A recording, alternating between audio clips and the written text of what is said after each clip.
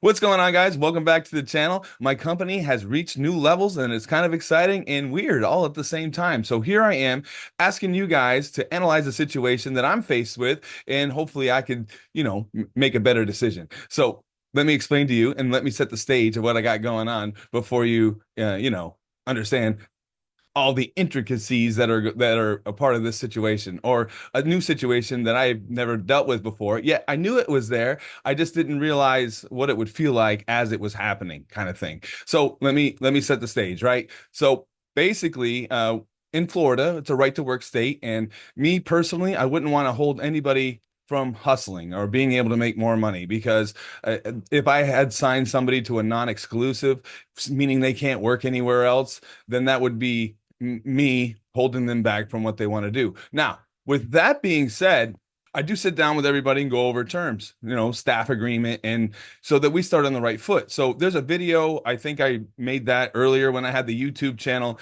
and I have this piece of paper, which if you guys want to get this document, so when you sit down with your staff, or if you're looking to have a multi-op, this is a great place to start. Now, again, I don't do non-exclusivity or own anybody. Yet at the same time, if I have a show and then I want to sit and I need a DJ to do that show, or staff members to do that show, I expect them, to do the show. I wouldn't be able to grow a company with people that were flaky, I guess, or deceptive. So with that in mind, I sat down with this one individual and we went over all these different things, right?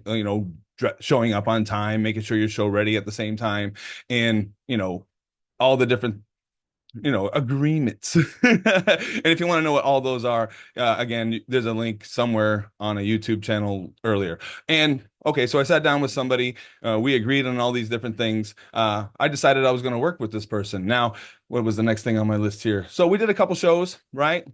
And there were some things going on. It was working, and as a DJ company, I could DJ shows, but if I don't give talent, a reason to keep working for me, then I wouldn't be able to grow. So when shows would come in, I would be available, and I would go show rep, right? Oh, check out the guy, make some videos of him, and put my best foot forward with whoever I decided I was going to work with. So one situation happened where this person showed up in stonewashed white jeans to do a wedding that was kind of upper scale, and this person's younger, right? So maybe they didn't understand how serious I was about the paper we signed. So we got through the show, and since, like I was saying before, I'm a show rep, I was able to MC, and we kept that person behind the booth, so you really couldn't see in the stonewashed white jeans, right? So after that show was over, I was like, "Hey, man, next time, make sure to look at the paper, and showing up to a wedding in stonewash white jeans is probably not the best idea." So I thought we were in a good agreement there, and I think we pretty much cleared up that situation. But there was some more shows, and then at one point I had the largest corporate show that I'd ever booked, and I decided that I didn't want to DJ it, because managing lights and a staff and a photo booth and load in and load out, I decided that that wasn't for me. I was going to have a DJ. So this person did like a teen dance earlier, and I got to hear it, and spot on. Great entertainer, great DJ, right? So I was like, okay, I'd feel better if we just put this person here, and then I could do like the managing. And I also like to go around and get videos. As an internet marketer, I need content so I can send out my emails, make my YouTube videos, and things of that nature. And plus, if I put somebody on a show, a big show, they can be like, oh, okay, cool, this guy's here, and they can decide whether or not that works for them or not. So anyway, we did that show. We also did another show as well that was like a teenager type show, high school JROTC. I guess they were military people, and I also thought that person would be good for that as well. So that was earlier before the big corporate event. So I went and made a video and started promoting this person. So I get a phone call to do a Sweet 16. Now keep in mind, it's like summer, and this party is in December, right? So this person calls me Sweet 16, and I send the video I made of the JROTC military ball, and that person's like, yes, I want this person. And so I'm like, great, let me find out how much this person wants. So I go to that person and say, hey, man, how much you want for this show? I get the number, and then I go back to the client. I get the deal, and we're all signed up. We're good to go. So a little bit further down the line, so that was summer, probably like September. that person says they can no longer do that show. So basically, to get somebody to want somebody for their likeness is a feat on their own, especially if, the person's a little bit younger and they don't understand the power of marketing. And all I've done since 2020 is study internet marketers and what they do. So this person, probably a little bit lower on the scale, starts getting some fame or reaching a different level. And for me to get somebody to ask somebody by name, it was, it's kind of exciting, right? Oh, I didn't think I could do this before. And now people are asking for people by name and, oh, perfect. How much you want? Got it. This is how much. So when the person said they could no longer do that show, they gave me an excuse that they were going on a family vacation and there was nothing that I could do about it. And their reasoning was, well, it's, it's like 2 months out. You should be able to find somebody else. And that really wasn't the point. The point was I sold your face and your likeness. You said you would do it. So at that point, that was one of my no-nos, right? So I I know I found somebody to replace that show. I explained that to the client because I don't like bait and switches. And that client at that time, could have, went a different route. And, I would, be out of that event, which is, it's not about the money, so more or less. It's more about like the word and what you say. So at that point, I was like, okay, I'm just not going to work with this person. And it wasn't like I called this person up and said you're fired or anything like that. I mean, I just kind of kept them, further down the list in case I needed anything. Case in point, when I went to the wedding MBA in Vegas, I got a phone call from a very high profile client, and they wanted several weeks of DJs plus an LED dance floor. So I didn't have an LED dance floor yet. I still needed to find one real quick so I could put a bow on this package. So I knew Stonewater's White Jeans had an LED dance floor. So what had happened was I called this person up. They told me how much it was. It was like 5, 6 grand for the floor to rent it. And I was like, okay, well, the corporate client's got deep pockets. Let me just put a package together. And on top of that, I was even, you know, giving this person some of those DJ shifts as a sign of gratitude. Oh, you got me the floor. I was able to book this show, and let me give you a few DJ shifts on top of that. So there you go. I'd probably still keep this person on the wing, right? In case I needed them ever again. Yet at the same time, if I did need them again, would they even show up? So that's kind of where my thought process was with that. All right. So let's go back to what happened recently, like 3, 4 weeks ago. So I have a friend in my circle, my personal circle, that was like, hey, look, I'm at the high school and they're looking to get a new DJ or looking to see what other bids are out there because over here in Florida or government really, they need 3 different contracts in order to, decide which one they want to go with. So I had one of my other DJs, younger, he loves doing these types of events. And again, I like putting other people forward so that I can go do the office stuff. And again, I've had 6-figure sales, 6-figure growth, and transitioning into owner instead of DJ. Because again, I could do all these events, but what good does that do me if I don't have a team around me? I won't be able to grow. So me and Mr. Younger DJ went to a class, and then, I was showing them all my new toys, getting them all excited, showing them other high schools that we've done. And, I actually, stayed even longer to talk to a different class that had more questions. So it was like a 3-hour thing that we stayed there for. And, I got the proposal over to the teacher and then never heard back. So, another week goes by and then I still haven't heard back. So I told the school, we got other things to do. And I pretty much dropped the offer altogether because, everybody's got to plan their life. And a few days after that, so I heard a line that got back to me that the person that was in the classroom said, oh, yeah, I know him. We're better than him. That was the line that got back to me. Now, my teacher friend didn't realize or know which person it was. But the line that got back to me was, yeah, I know him. We're better than him.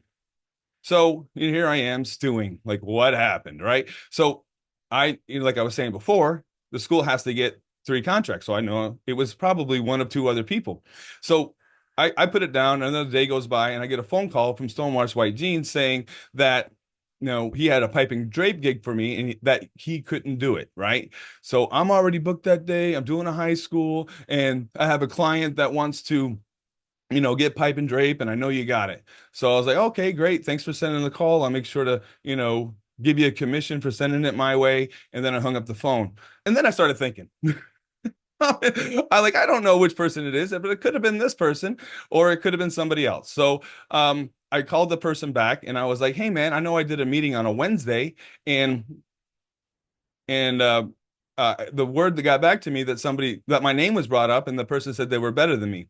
And I was like, well, do you think it was this other guy? Because maybe this other guy did that. Yeah, I still don't know who it was because the teacher didn't know who it was. And, that's the whole reason I got the bid to begin with, or the chance to, push my company forward, is because I knew one of the teachers. So instantly this person says, oh, oh, oh, let me be honest with you. Now, when you study language, when somebody says, let me be honest with you, my mind goes to what? You were lying to me before, right? So I don't know if you guys have ever heard of something called the Pinocchio effect, but basically, when something happens, the person wants to keep talking, keep talking, keep talking to try and convince you. So that's a Chris Voss thing, right? If you've never heard of Chris Voss, make sure to go look him up. He actually negotiates bank robbers for the FBI out of the bank. So, and he says, when somebody says, let me be honest with you, you probably want to, get your spidey sense up. So what had happened was my name got brought up during this person's sales pitch, right? And and this person said, well, I've worked for A and B. I know what they both are, and we're better than that. And then the teachers are under the impression that we all work together, which we do. Yet there are some lines that you might want to take into consideration when you're doing something like this. So anyway, when I was on the phone with this person, they're like, oh yeah, I know you're more into corporate. We're better for high schools. And yeah, your name did get brought up. And the rest is like history right now. So basically, this person that I was working with kind of decided that they were going to throw us under the bus in order to get the bid.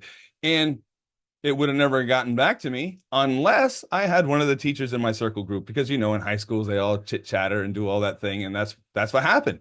So this person got caught, decided to do the Pinocchio effect, and there you have it. So now I have all this information, and there's one thing that kind of catches it, right? So here's the deal. I have a corporate event that's coming back. Remember the large corporate event that I had? They're going to be coming back next February, and I always want to make sure that people get their return client. So I have a word. If somebody gets a gig for me and a return client, my word is I'll do my best to make sure that you're put back on that show. And that's my word. That's something that I couldn't stand when I worked for other talent agencies. They tell you all this stuff, you do all this work, and then what was it for if they weren't good to their word? So if I don't do that, then I turn into one of them, right? So, but there's also the thing of unethicalness of throwing me under the bus in order to get the sale. So that's kind of where I'm stuck right there. So I don't end up wanting to be like somebody else, and yet at the same time, uh, having someone on my team that's just going to throw me on the bus for their own benefit because I was trying to work with them is where I'm stuck. So if you guys could do me a favor and then leave a comment below and let me know your thoughts, I would be gratefully appreciative of that input. And guys, if you're out there wanting to grow your business, these are the type of things that are going to happen, right? It's only going to get worse, or the higher you go, because more eyes will be on you, and then there'll be more balls of wax to deal with. So I understand that. And to me, I think it was like a $6,000 bid. So I placed it like in the middle. So if they wanted to go higher or lower, that's kind of like my thought process on it. So if I even had like a $3,000 loss, like my company is on such automation that, it's not a big deal, where this other person doesn't have the automation that I have, and they're solely, invested in schools, right? So schools are particular as well, because you have to be fingerprinted and registered with the state, and, you got to have the proper insurance for all those things. You're dealing with the government, right? So that's pretty much, the scenario all wrapped into one. So, guys, the main takeaway here is, do I turn into somebody else? I'm still growing my business. I'm going to have to deal with more things like this. And if you guys are at a level that's not quite to where I'm at and you want to get to where I'm at, I have, classes and stuff, to help you get there. So, guys, if you could do me a huge favor, leave a comment down below. I'll catch you on the next one. Thanks.